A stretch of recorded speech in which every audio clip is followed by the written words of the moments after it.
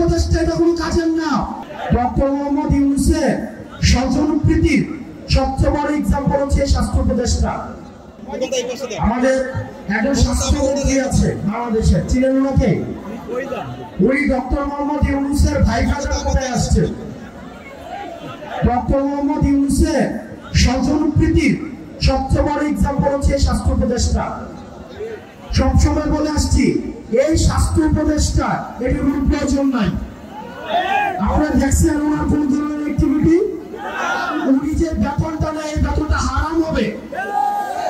উনি যে গাড়িটা চলে সরকারের টাকায়, এটা হচ্ছে জনগণের সাথে বেইমানি। এই স্বাস্থ্য উপদেষ্টা এটা কোনো কাজের না। উনি কিচ্ছু বুঝে না।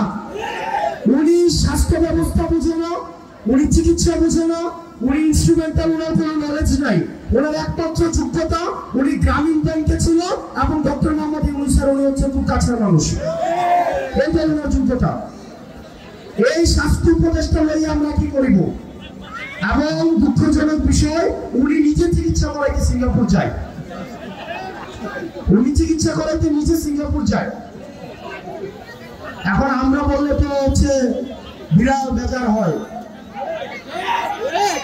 আমরা বললে